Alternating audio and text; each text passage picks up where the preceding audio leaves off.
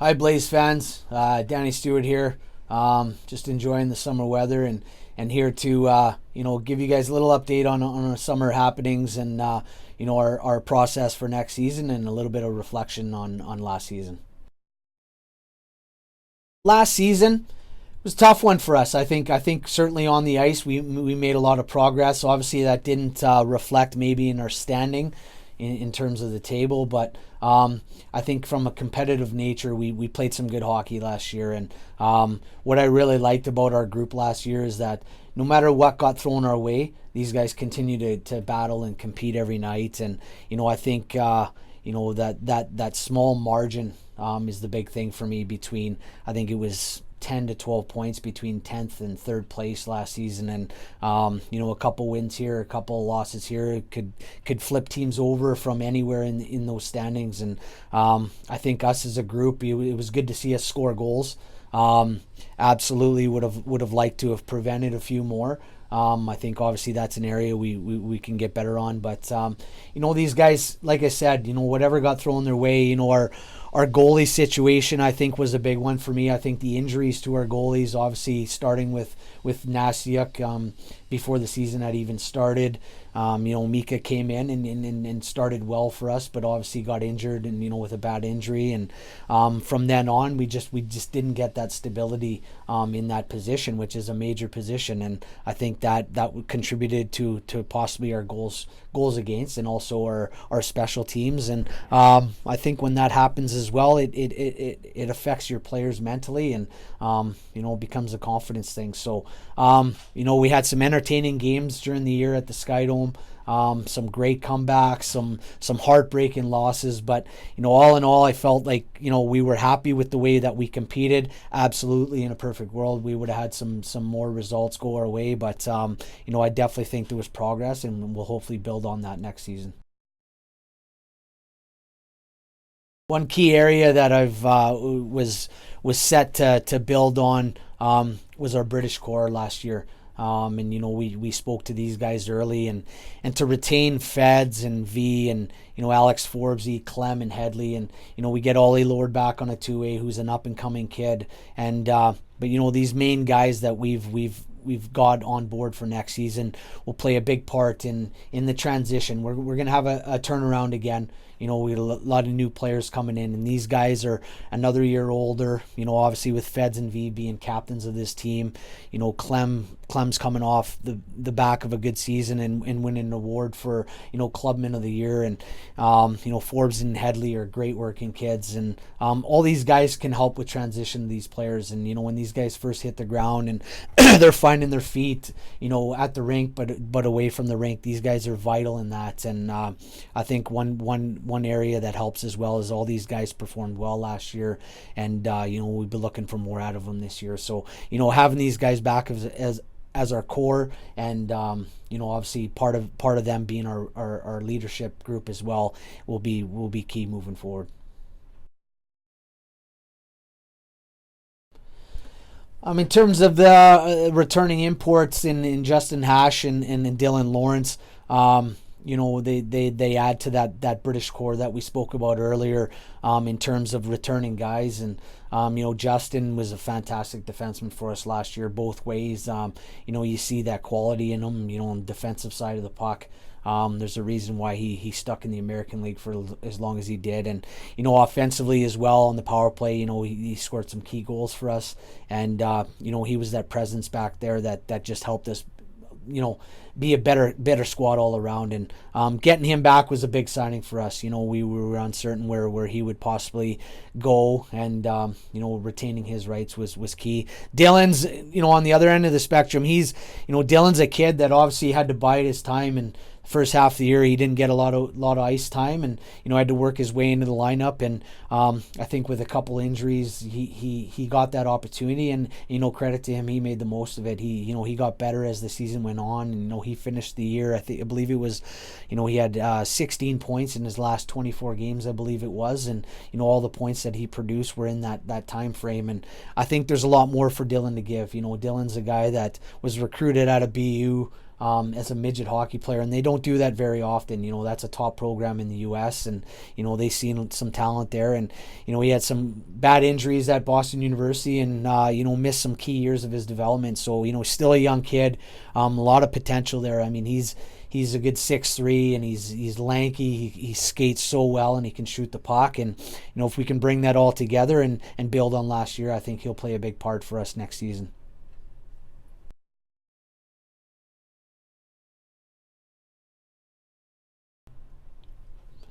Signing John and Dylan from NCAA, straight out NCAA, was huge for us. Not a lot of these guys are looking to come over.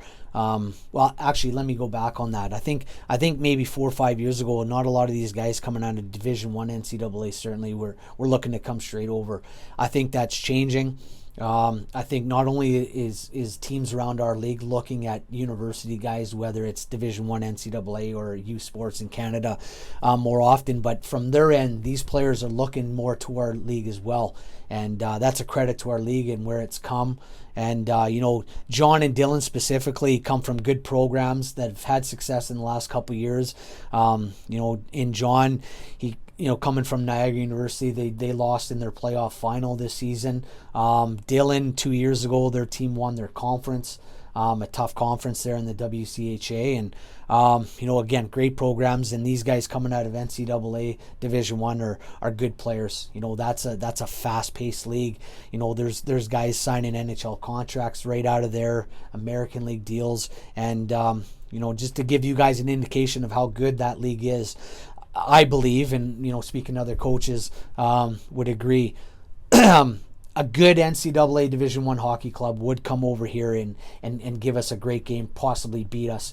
A top NCAA program would beat us handily, and that's how good that level is. And like I said, the reason for that is you got guys that are signing NHL contracts right out of that league, and that's a testament to how good of a caliber of hockey that is. And these programs are good programs, so I'm excited for these two guys. I think in Dylan we're going to get a very mobile, a guy, yes, doesn't have pro experience, but I think he'll end up being, if not better, very, very comparable to some guys we've had in the past that were 5 or 6 year pros. And in John, we get a skillful, ratty type player, plays with a little bit of feistiness, grit to his game, and again, another guy that will surprise a lot of people next season.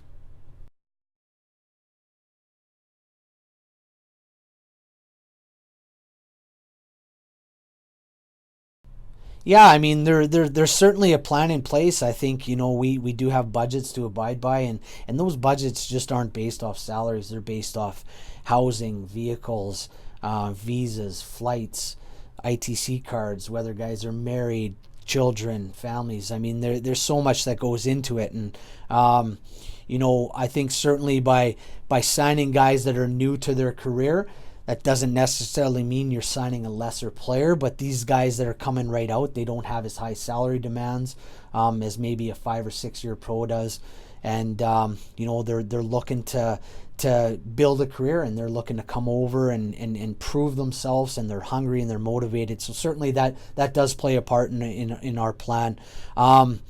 Is it dictated by budget? Yes, absolutely. And are we looking to utilize this to sign top end players? Yes, that is the plan. I'm not afraid to say that. You hope that if you sign 4 or 5 of these NCAA guys, and we don't sign these guys just because they're young and because they're not as expensive. We do our homework. We've had great feedback on both guys. We've watched many video, and but it does allow us to maybe go after some higher end players, when we're looking at our top line or our top D pairing, and certainly our goalie position. So it all plays a part, and it all part of the plan. I think every year you reflect, and you got to go into the next season and get better in areas, and whether it's a different approach. There are some differences, yes. I think part of me returning this year was our directors giving me some support in terms of making my job easier in the sense of holding people accountable. And I think, last season we weren't able to make many changes. We weren't able to, bring in injury cover. Jake Hansen, for example, when he went down to a season-ending injury, as a club, we need to be in position where we need to replace those guys and bring people in to do that job. So that backing is going to be there next year in terms of that.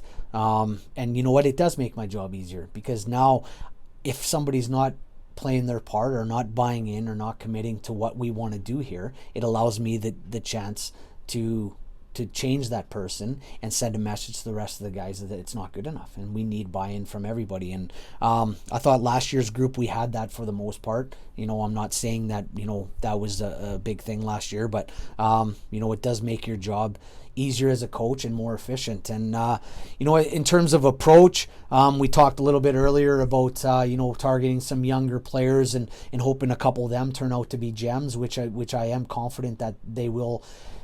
Will they be gems? Maybe not, but they'll certainly be good hockey players for us. And, if they do turn out to be gems, then that's fantastic for us and for them. And again, I think maybe from a lineup standpoint, we're looking to maybe get a little bit deeper, have some better secondary scoring, some more depth on the back end. Obviously, that stability in the goaltending position will be vital for us after what we went through last year. And we're really gonna do our homework and make sure that we improve in those areas. And I think next year, will we go four full lines? I'd like to. If budget allows, we will do our best to get as close to that as possible. If we can't, we'll certainly look to have more quality in our 10th and 11th forward positions and give us that ability to run four lines and maybe have a player double up every once in a while to allow us to do that. So I think when you're deeper, it allows you to spread the minutes out a little bit with your key players, and also when you do run into those injury situations, before you're able to bring in injury cover, you still have those short-term fixes where guys can step up in the lineup and not hurt you in those areas as well.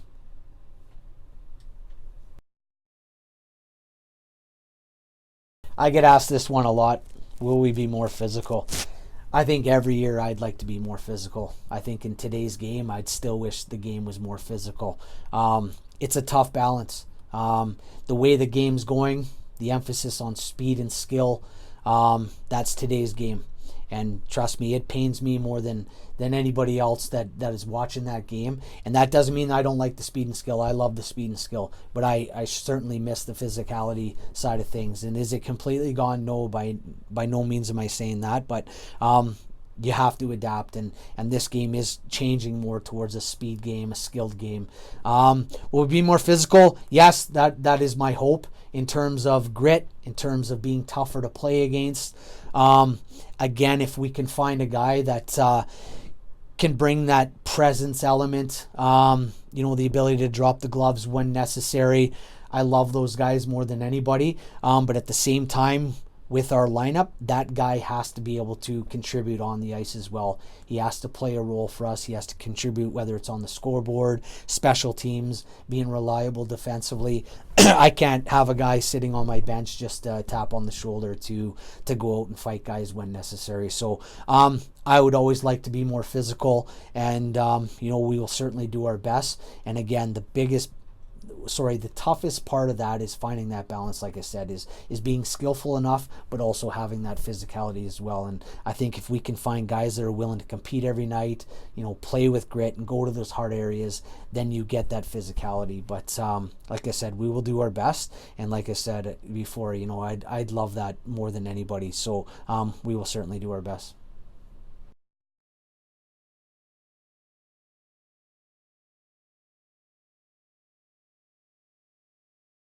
This question has been asked to me a few times now, and this is what I'll say without coming across too negative.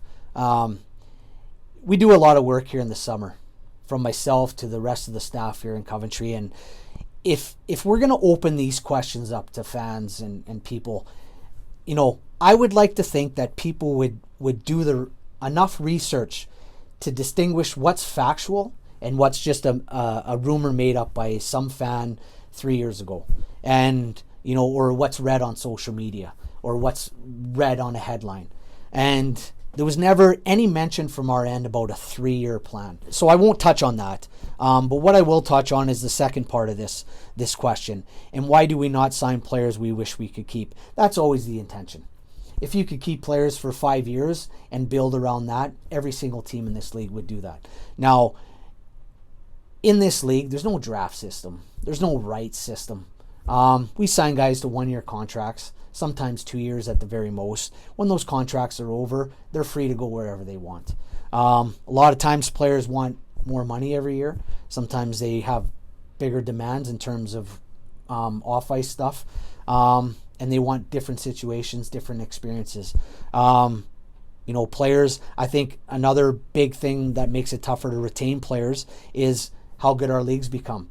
I think, certainly back in my playing days when I first came over here 13 years ago, you were happy to come over here, especially when we were having success as a team, and you were happy to stay here. Great organization, we were having success, and this was known as a little bit more of an older league where guys were maybe on the back end of their careers. That's changing now, and that's, again, a testament to our league. Our league is now being viewed as a very good league, and some of these younger players are coming over here and using us as a stepping stone to get to higher leagues. And so that makes it tougher to retain guys. And, when guys come here and do well, such as a Ben Lake, and, he has a breakout year, it makes it very tough to retain these guys. There's teams with, unfortunately, bigger budgets within our league, and certainly when you get to mainland Europe, there's teams with way bigger budgets, and if they have interest in these guys are absolutely gonna look at those as possibilities, and I can't blame them. These guys have, again, shorter careers than maybe guys did back in the day, and why they want to maximize what they get out of it in terms of money and also experience. So I can't fault these guys. So in a perfect world, we would sign a core, we would build around that every year, and we would go from there. But you know what? That's always the plan, but it's easier said than done.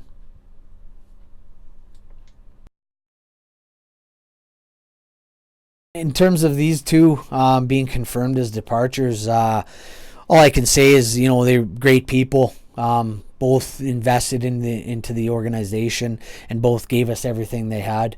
And I think this is a prime example of what I stated earlier about our league being more respected around Europe. And Nico came in with some experience in higher leagues, and I mean Alex as well.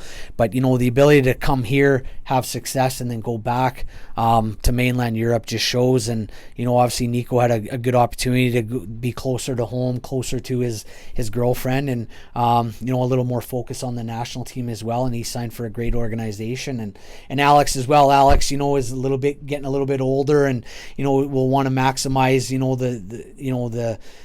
the experiences that he's having, and making decisions what's best for his family. And again, another great organization in Germany, and the feedback I've got will be a great experience for him. And these guys had pretty much already made up their minds when soon after the season ended. So we talked to these guys, and they were on their way, and they, again, nothing but professionals, these two guys, and I wish them all the best going forward.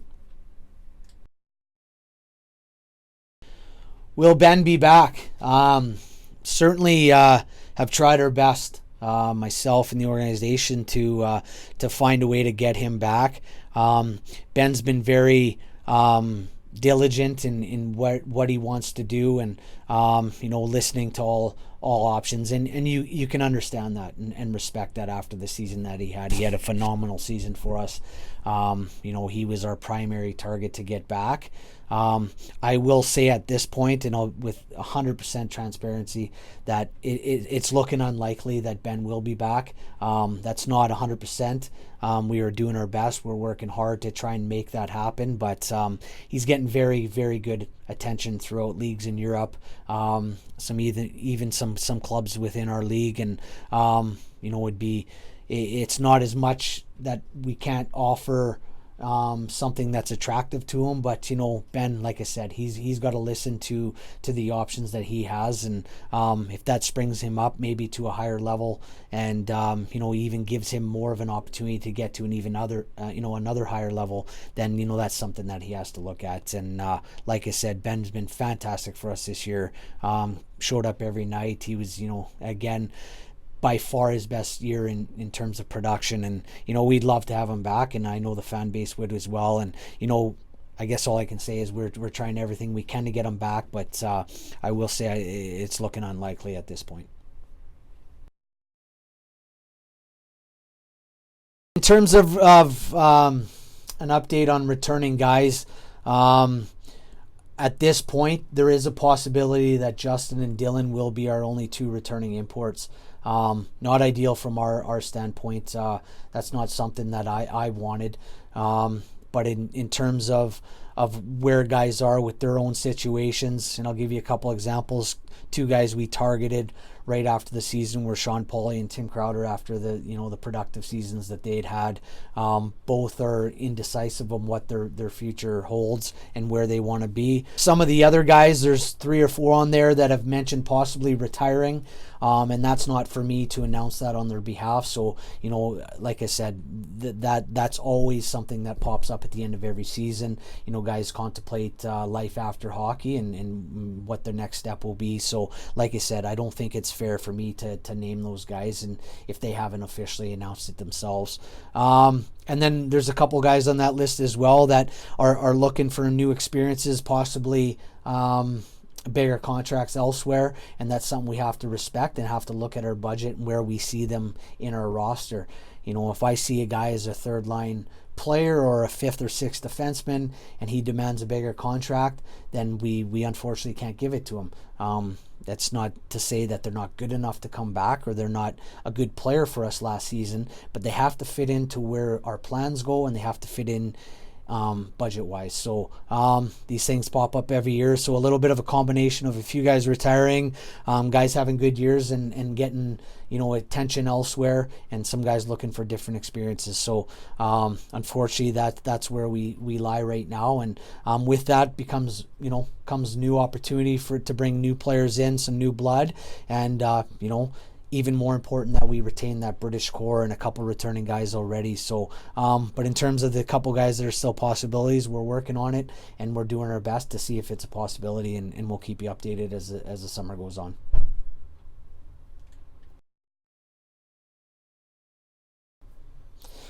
In terms of our next few signings, we've obviously only announced a few new players, and I think what we still have left is we still have a couple depth signings in terms of on the back end and our third and fourth lines. But after that, I think probably the best way to answer that is utilizing those signings. We're definitely looking for obviously our top guys. Our goaltending position, a top pairing defenseman, and also, a top line center along with 2 wingers on that top line. So through that, obviously looking for goal production. I think, in today's game, we're certainly looking for speed, guys that can skate, and, within that, if we can get some grit as well, that would be perfect for me. And so, a big burly winger is something that I think we've maybe lacked here in the last year or two.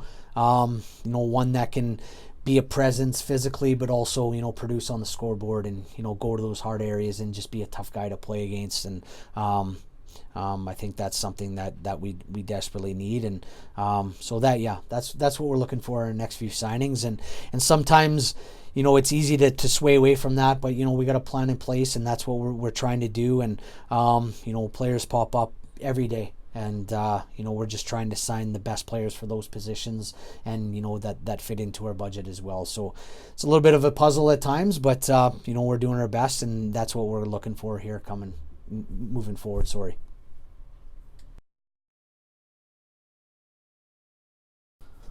What am I looking forward to most? New beginning. Again, another clean slate. You start the season try to improve on things, get better at my job, get better as an organization and how we do things from day to day.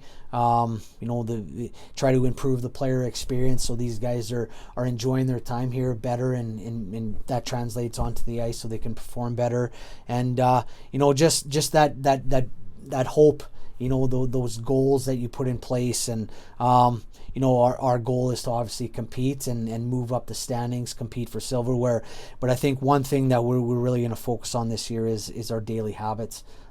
It's easy to look ahead and say, well, we want to win the playoffs, but how are you going to win the playoffs? What are you going to do every day to get better? And that's what we're going to really focus on and concentrate on. And obviously what we mentioned, it's not ideal that we're going to have a big turnaround, but through that, it is exciting bringing new players in, ones that you've done a lot of research on, you've got good feedback on, and just to see how they transform into this league and into this organization. And whether it's a new player to the league or maybe somebody that's played in the league before for another team, it's exciting to see what they'll do in Coventry Blaze colors and how they'll buy into the organization.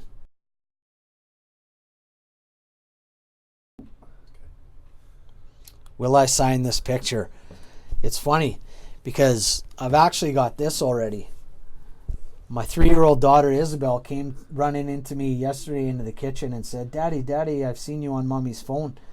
And I said, let me see. And she showed me this picture. And I said, that doesn't look like me.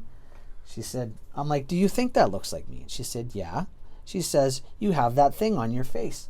And I said, okay, fair enough. So I went and got her a picture made up, and I've signed it for her. And so I'm happy to sign it for anybody that wants it signed.